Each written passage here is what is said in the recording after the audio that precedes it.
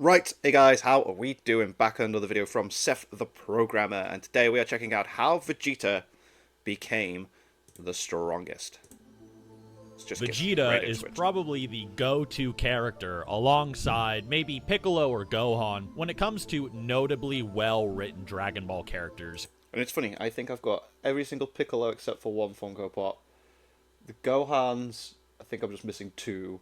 And then Vegeta, I think I'm just missing the Planet Alia one. I've got like maybe some metallic variants that I haven't got, but yeah. In terms of the community's opinion and outlook, this is usually in the sense that they are the easiest to understand for the average viewer. Yeah. But in a series full of great characters, it's still an impressive statement. Akira Toriyama made a world full of character interactions that feel somehow realistic and grounded with a totally chaotic and bizarre world that still made Goku feel special. Every little detail from Bulma being slightly irritated for no stated reason going dynamic, the small quirks of Trunks and Vegeta's dynamic, Goku's change of heart after learning of his eventual death in the future. Mate, like, the future Trunks Vegeta dynamic is just so good. The dialogue of the Earthlings like Master Roshi, all of it is very well crafted and just enticing. It's a side of the story outside of the battles and power scaling that just makes you kind of care about these guys, to the point you find it interesting when they just drive around and talk about almost Yes. anything. Toriyama Yes, I've got that Piccolo Funko Pop at the bottom there, and I've got the Goku driving as well. originally wrote just flat comedy full of character interactions, so it's no surprise that someone who understands what would be unusual would be a master of writing something more grounded and, well, usual, even within it. But despite all of this, once again, Vegeta stands out to people. There are some generic reasons. His pride, his rivalry with Goku, that big softy side that Bulma pokes all the time that has people low-key rooting for him or making fun of him when his head gets too puffed up. As someone who has talked about Dragon Ball for a living for probably about a decade, I've had to analyze the series way too many times, and you guys really liked my Goku narrative analysis in the meaning of what strength is as a concept within the series, and all asked for my breakdown on Vegeta next. I will say something off the bat for you guys. I don't find a lot of the generic pride concepts very interesting. Not at all. Everyone in the comments can bring it up without me talking about it, so I probably don't need to. This video will be purely what I actually think the character is going through, and a bit of a deeper level what Vegeta thinks pride is versus what Vegeta's pride actually is. So with that being said, right. I hope you enjoy. This is going to be fun. I love the editing on these videos this last year, man. They've been so good. I already went through most of the themes of Dragon Ball Z in my Goku video. Of course, starting off with Goku and his nature versus nurture struggle against Vegeta, with Goku representing nurture and Vegeta representing nature. With Goku then realizing he can't defeat his adversary from the heavens alone and teams up to stop him, with others like Gohan giving into their nature to put him down as well, and so on. This seems like the end. However, for Vegeta, this is the beginning. Vegeta just got done throwing his own teammate away at the slightest inconvenience, and boasts about the importance of being the most powerful in the universe, and the strongest of the Saiyans. And in fact, he's basically declaring his entire character arc. He seems obsessed with numbers, status, and is strangely subscribed to fatalism. In a similar sense as Neji Hyuga from Naruto, Vegeta always seems to talk about how things are, yet his actions completely contradict his words and his thoughts. His entire worldview is defined by It's like do as I say, not as I do. the monster, the strongest. He clearly deep down doesn't want to believe what he talks about. And in a way, just what was the strongest anyway? Someone like Goku defeated him. How? For him, the strongest is Frieza. So what Frieza has shown everyone is the way things are. Numbers, how you're born, something that can't be changed. Vegeta was in reality mimicking his own monster. Yeah, in a way. Yeah, I like that. Wow. And this is why Frieza oddly favors him. Vegeta was Frieza. He'd kill, he'd destroy worlds, claim he was the strongest. He was a victim of his own conqueror, but he knew he wished it wasn't true. So while Goku and friends defeated him, while it was humiliating, it was completely eye-opening for him and set his entire world free, inspiring him to immediately test the validity of his original worldview of the strongest, and then try to claim it for himself with his new lessons. He instantly picked up on many of the Earthling strategies, the ability to sense power without a gadget on his face, the ability to suppress your power, power being a symbol of status in his old world, and the ability to work with those that should be your enemies to challenge the strongest. He was already breaking free from Frieza's influence, piece by piece, action by action, free from the strongest, free from being controlled, free from being hurt. This newfound freedom allowed him to challenge the old ways. What he would normally accept as the end, or the way things were for years, he now would no longer. At first, he destroys Kui, the embodiment of himself before he was set free, his literal equal from the past, and then he challenges Dodoria and Zarbon. Which was so cool. Like, the way he creeped through everyone and then just annihilated the Ginyu Force when he had the chance was just like, yo. Frieza's right-hand men that knew Frieza personally. Obviously, I know he didn't beat the Ginyu Force, like, himself. He jumped on, he literally just jumps on everyone as they were getting beaten, like. But, no, he got a victory, didn't he? Didn't he get... The guy that stopped time? He killed him, didn't he? Chopped his head off. But other than that, you know what I mean? Easily defeats Dodoria, and later learns Zarbon knows more about Frieza than Vegeta did, and transforms. And Vegeta learns his new lessons. He won't submit to fate in the way things are, even through hardship. He gets back up and challenges Zarbon again and obliterates him in a rematch he never would have even attempted before his journey to Earth.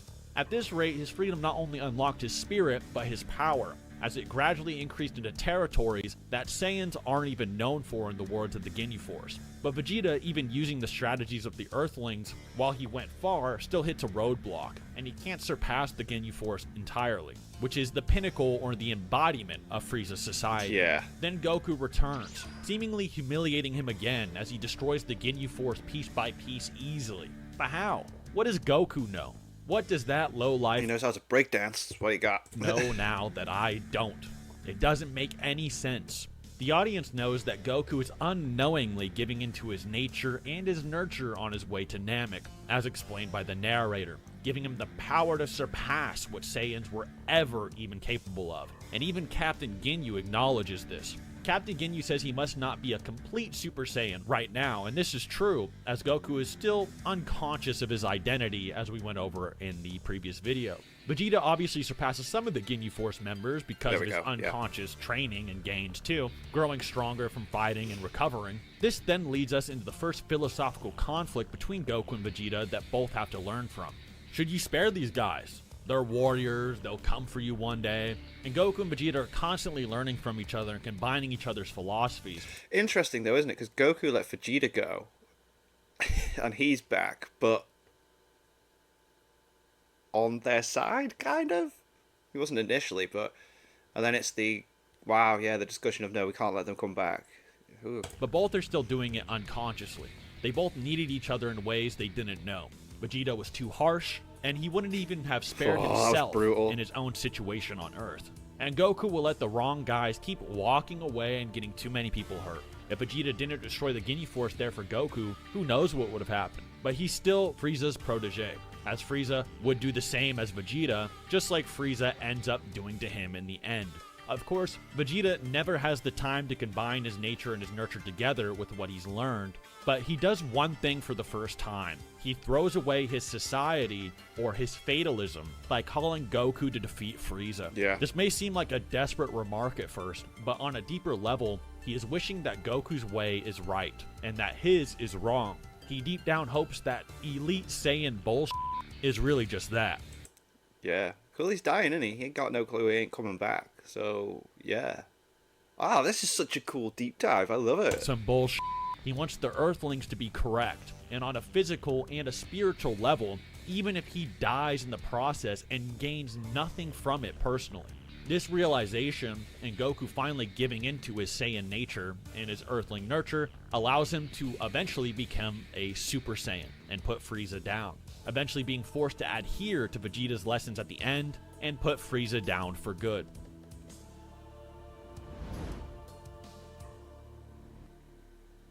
Mate, the editing.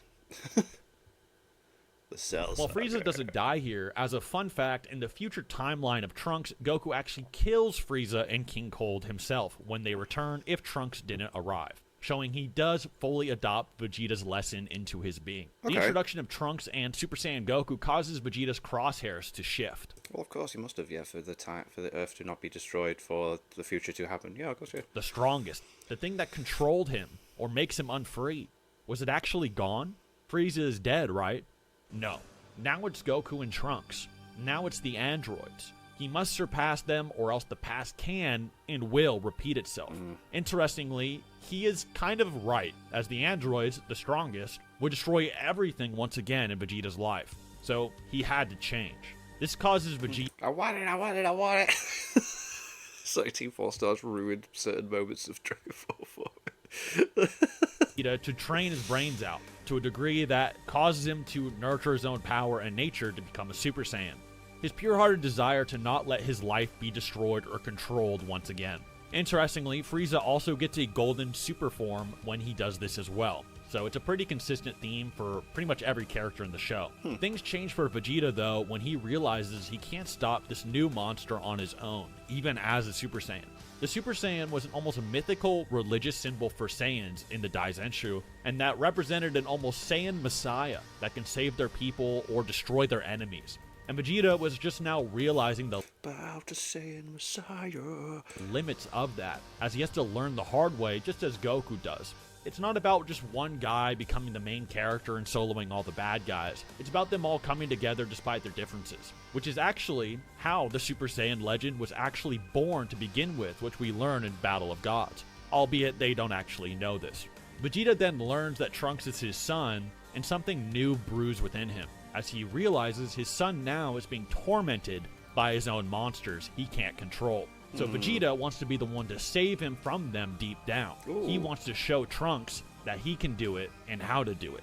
This desire to help someone other than himself, and to even propel his son despite only focusing mainly on his own strength personally, caused him to ascend beyond a Super Saiyan. But something about Goku and Gohan during this arc is different. Goku didn't just care about his strength. He genuinely cared about his friends, his allies, and wanted to raise them up and for them to be strong. He really wanted to help his son and believes in him.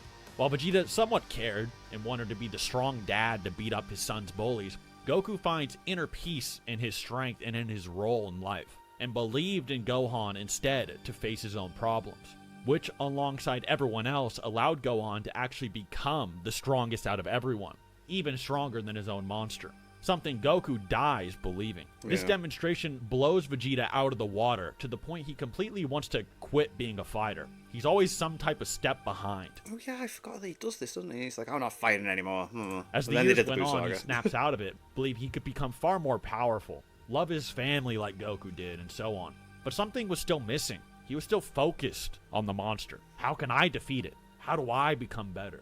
Goku is now the strongest, and the strongest is the monster, and the monster must be destroyed.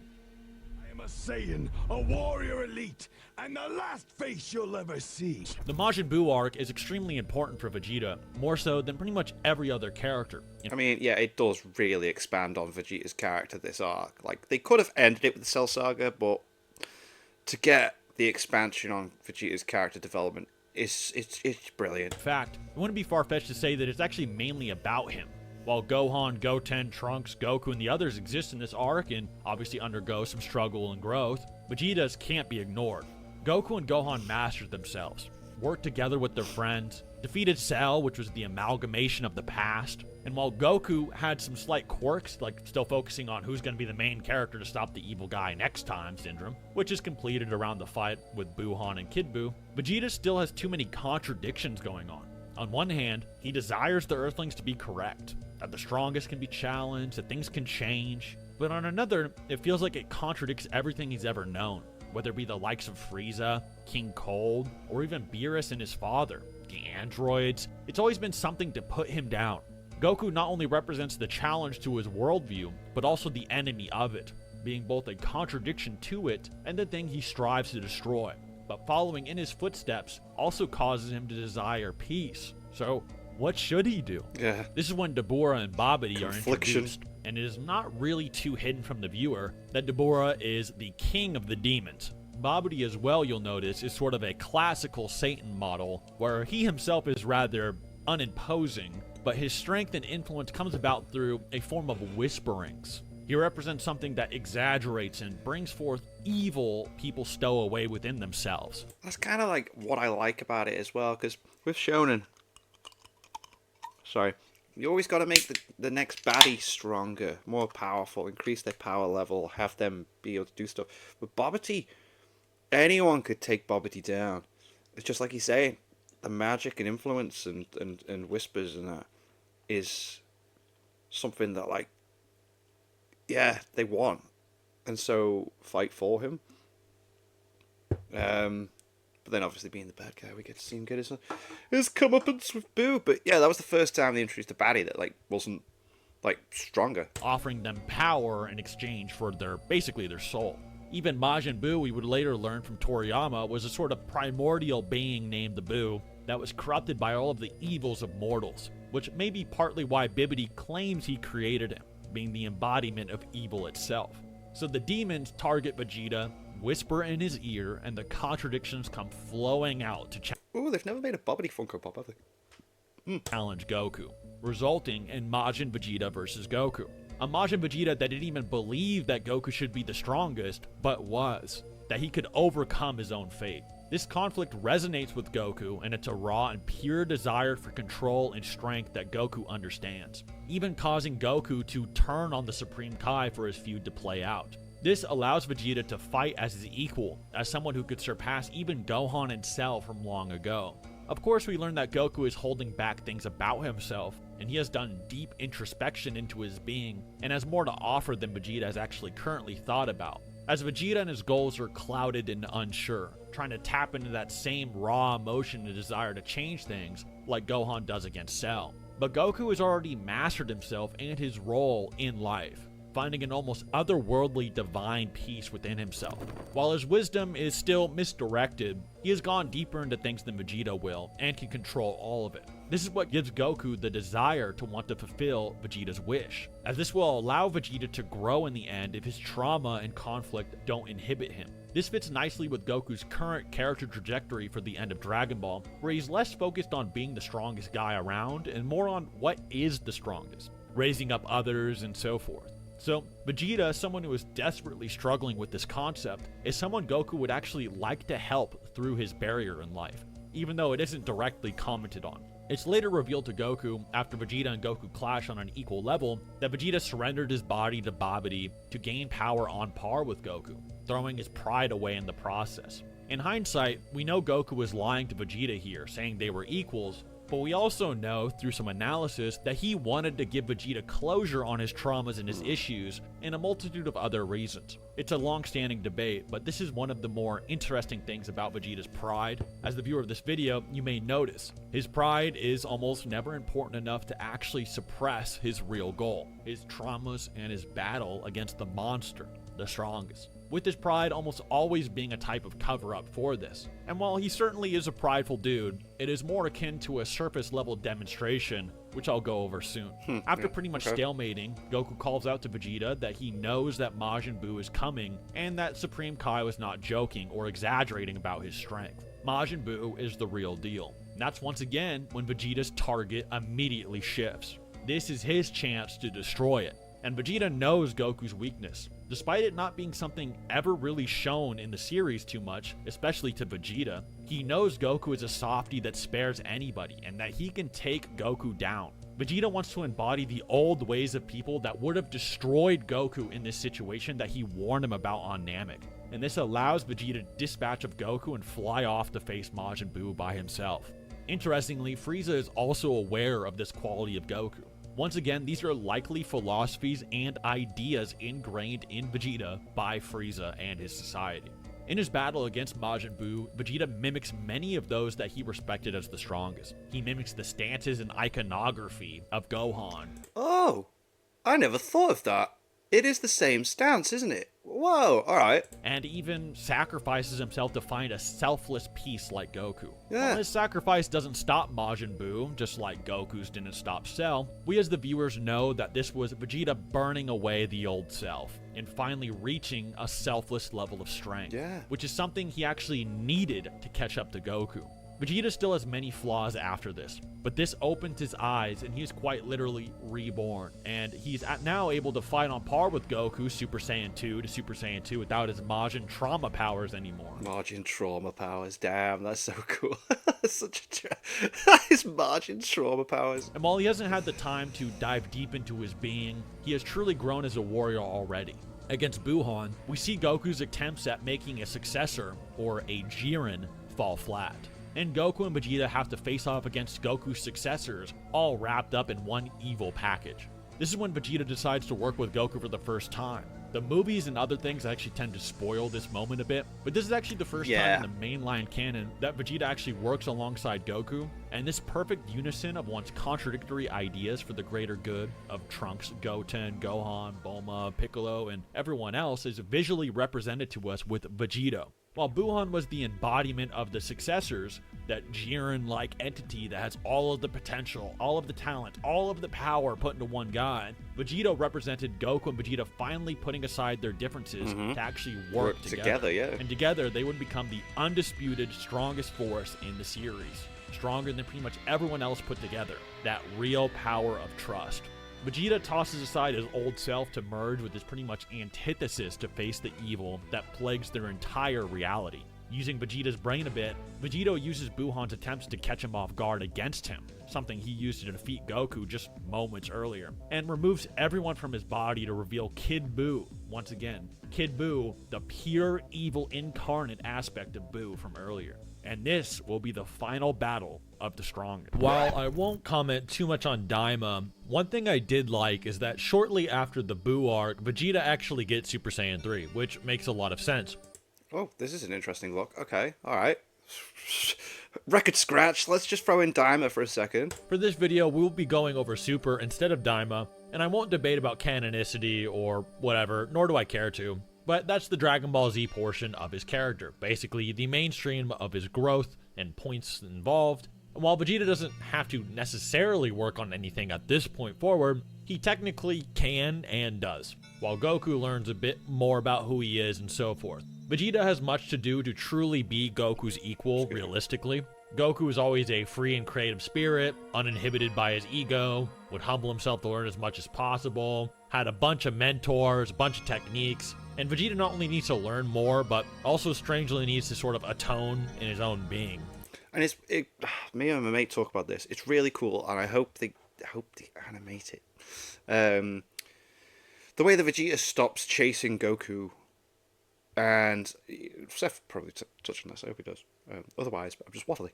I love how Vegeta decides to go his own route, do his own thing. Because it was always like, Goku gets Super Saiyan, so Vegeta goes Super Saiyan 2, Super Saiyan 2. He eventually gets Super Saiyan 3, blah, blah, blah, Super Saiyan 4, and GT, whatever.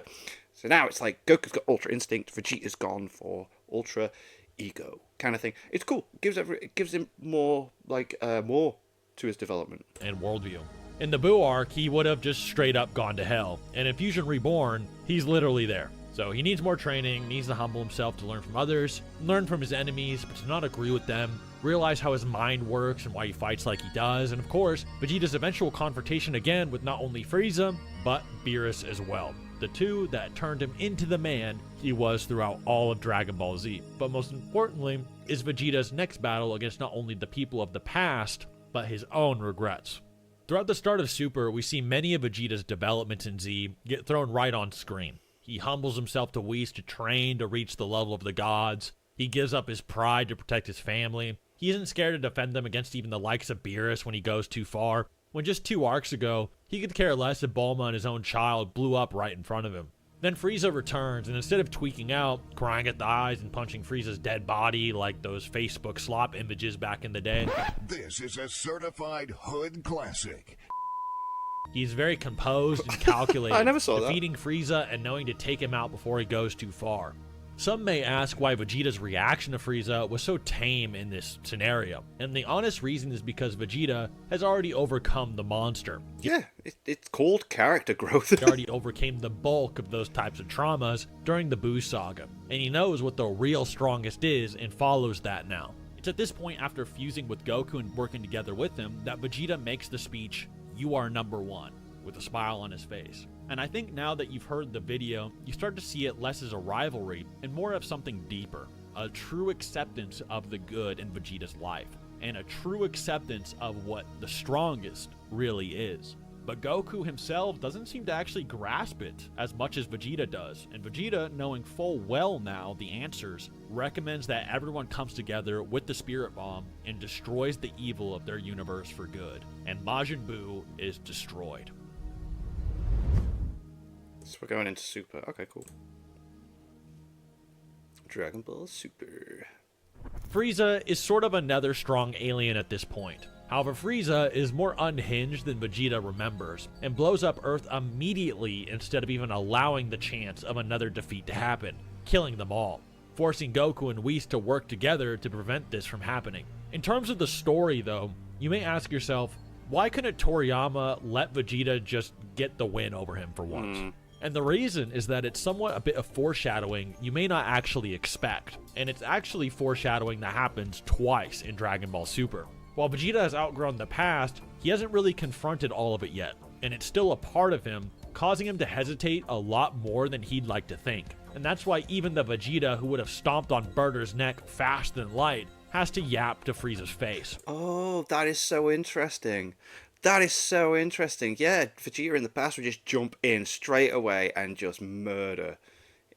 He's holding back, he's hesitating. Despite having the intent to kill him, something sour still lurked there, and Vegeta still considers himself a part of the past. Dragon Ball Super is all about the things that cause hesitation or slight variations in your being, and really diving into yourself. And with Ultra Instinct, Ultra Ego, and so forth, and this is Vegeta's moment of hesitation. In Universe 6, Vegeta's first regrets how he never really was able to guide the Saiyans. And he does this immediately with Kaba. Yeah. In fact, he puts so much effort into helping Kaba and the Saiyans grow more powerful in Universe 6 that in the manga, it pretty much directly is the cause of his ass beating by Hit. Vegeta has had the Cell and Buu arcs to really develop this mindset, and Goku has really helped him with this as well, with this mentor type role. We'll go over most of his regrets mainly in the Moro and Granola arcs, but there are other regrets Vegeta has too. And the first big one is immediately confronted in the Goku Black arc, his failure with future Trunks.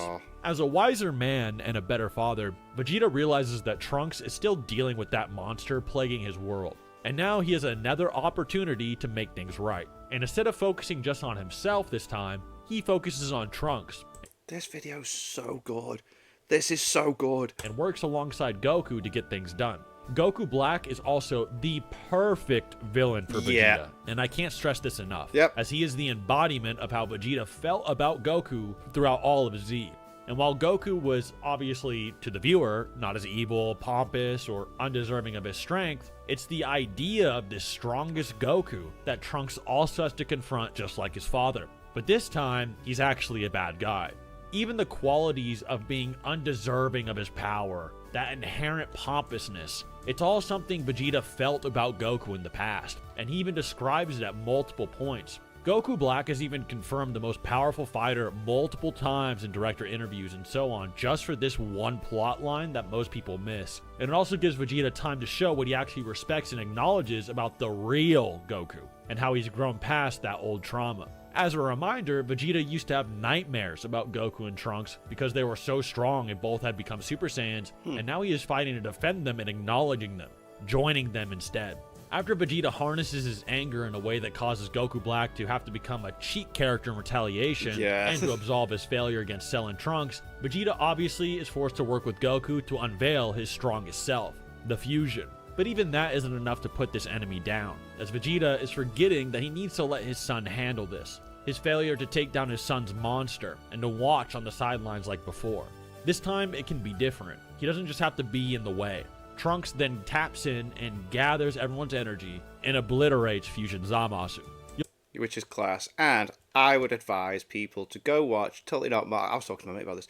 Totally Not Mark's video on how Trunks could have potentially learnt this technique.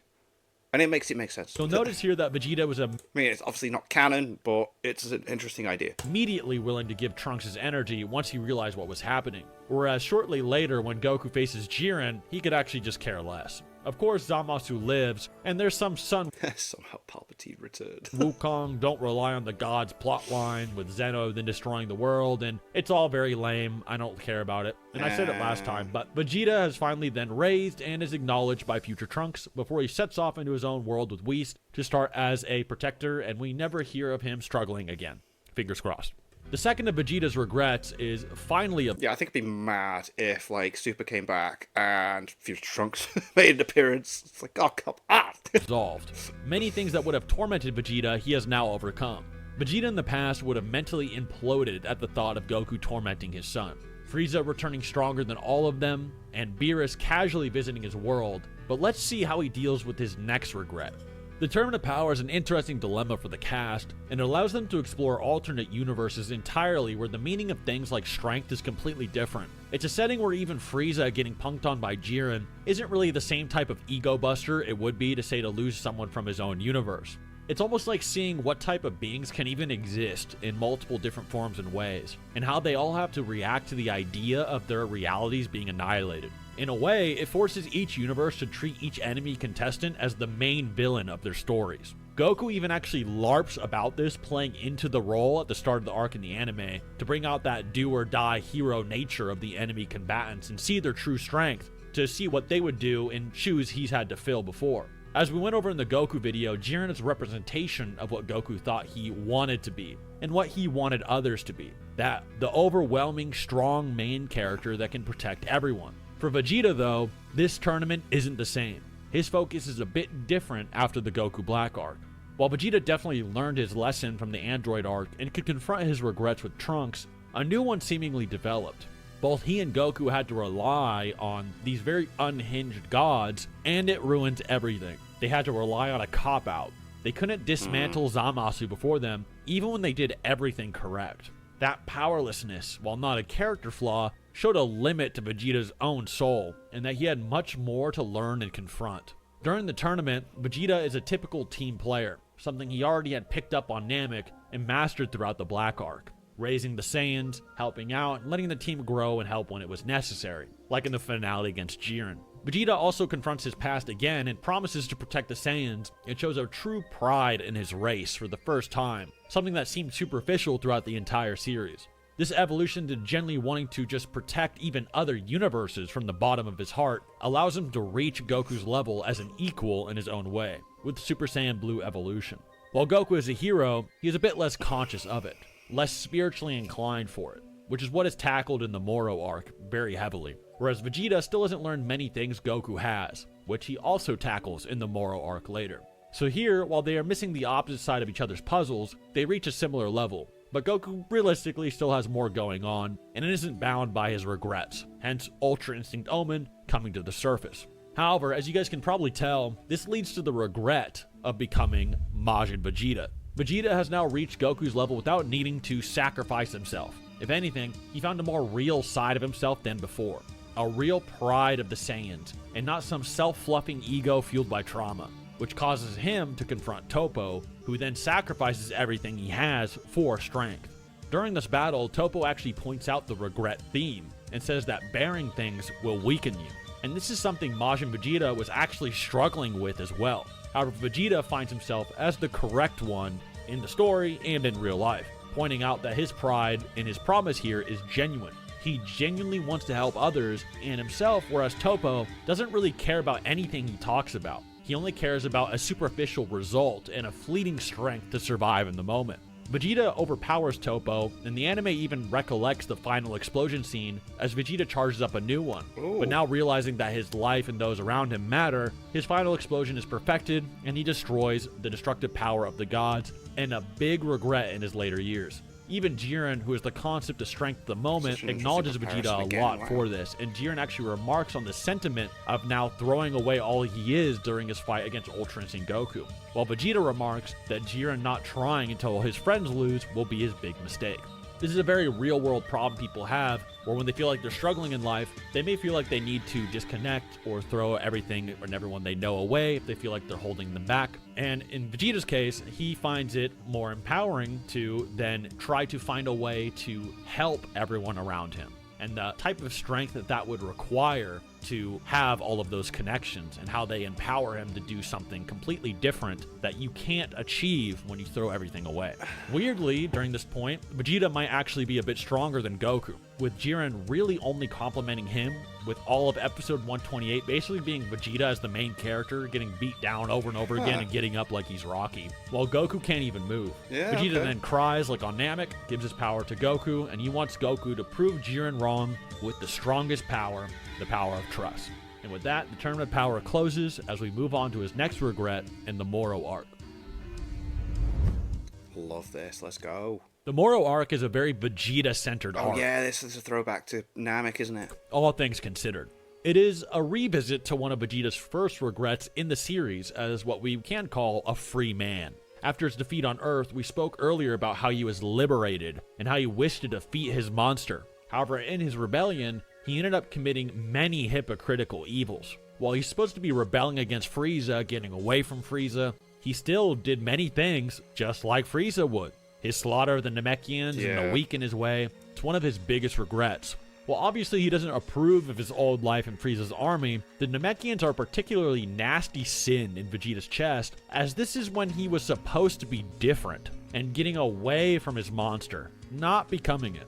So during this arc, Vegeta's desires to atone cause him to overcompensate, to the point that his heroics and desires exceed Goku's by far. While Goku does good things slightly consciously, slightly not, Vegeta has absolutely no hesitation when it comes to doing the right things by the Namekians, causing him to immediately save them when they're in harm's way, trying to find ways to restore them from Moro and much more before Goku even can. This causes Vegeta to far exceed Goku as a fighter, giving him a plethora of abilities that are way more useful than just powering up or making your power level go higher. He humbles himself and controls his spirit, looks deep within it, what he's done, and how he wants to find the strength to help others, and learns even more about this than Goku did back on Yardrap, finding the ability to discern the souls of others, picking them apart, restoring them, and saving them. In fact, when Vegeta does this for the first time against Moro, he even calls it liberating them, something that he felt when he was on Namek, but didn't do.